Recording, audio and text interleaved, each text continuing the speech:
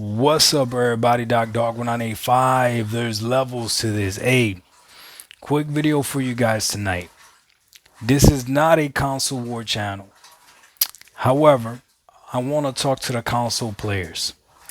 It is my humble opinion that every single console player, if you really enjoy the hobby, right? If it's a passion or a hobby, if you're more than just playing your games casually, meaning just your Fortnites and your 2Ks or whatever, if you're really about trying a variety of different games and stuff like that, and you really like the hobby of gaming, it is my humble opinion that you should at least try PC to see if you like it.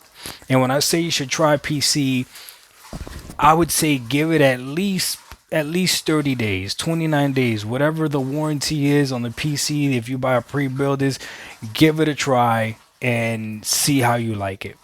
I have been gaming on PC now, like on a desktop PC since April. Before that, I was gaming on my Asus ROG Ally. I was also gaming on a gaming laptop since January because it was like my first purchase of last year, so almost a year, right?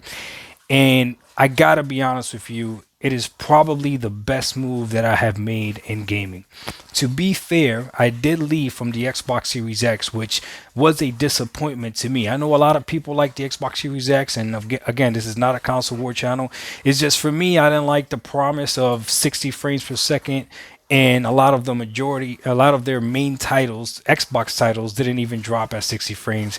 It just kind of like left me feeling like they lied or like they didn't care about the console, and hence why I moved to PC, which as an Xbox fan is perfectly fine because they drop their games on PC day and date. The other benefit about PC gaming is that Sony is also dropping their games on PC as well. Now, Sony has the luxury of being able to wait and making things timed exclusives because they don't need the same, what's it called, revenue from games as quickly as Xbox does because they have a very large install base on their own platform. Okay. So, however, I would still recommend to go ahead and get a PC, even if you're a PlayStation gamer, and see how you like those PlayStation games on the PC. Now, PlayStation does have a PlayStation 5 Pro, which does enhance their games even further, right?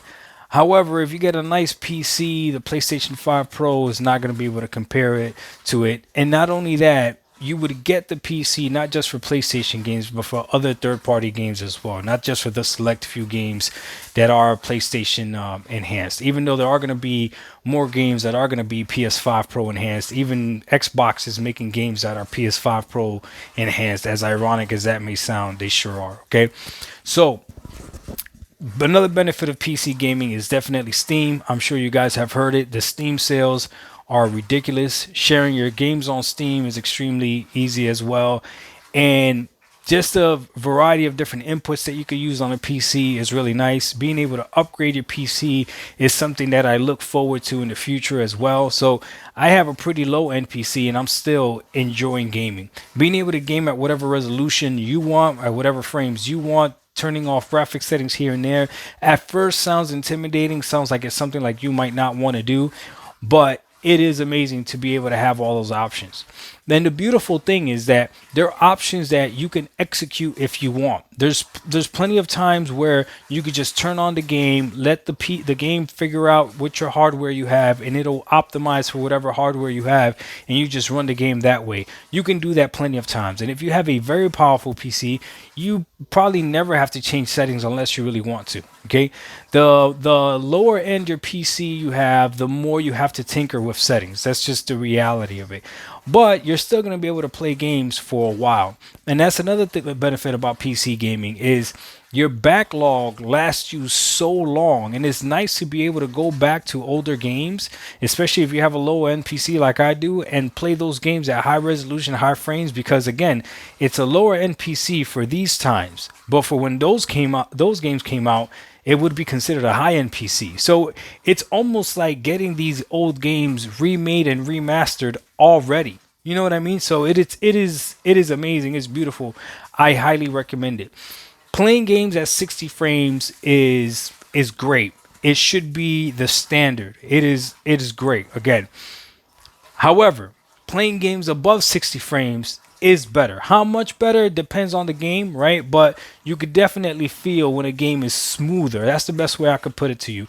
Maybe I can't tell if I'm running the game 10 frames higher than 60, 20 games higher than 60, but I know that once I'm above that 100, I could definitely tell that the game is just running smoother. It's just is what it is. The input lag is even smaller, and the games just run extremely better.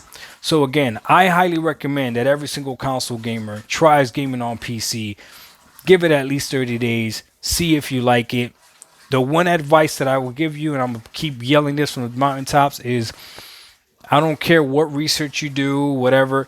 Do not get a card with 8 gigabytes of VRAM. I'm telling you right now, don't do it. And I'm telling you from experience, I got a card with 8 gigabytes of VRAM, and I'm stuck with some games, especially the newer games and the high end games, whatever, having to run those at 1080p. That's not cool. I thought 1080p was going to be fine, but no, you want to run those games at higher resolutions. Now, I can't run them at 1440p, but then I got to turn down other settings and stuff like that. Okay. Make sure you have a graphics card with higher VRAM, and you're going to be perfectly fine. And try to get, like, now that these new graphics cards are coming out, you could get last gen's, mid-tier to high-end graphics cards, and you're going to be perfectly fine.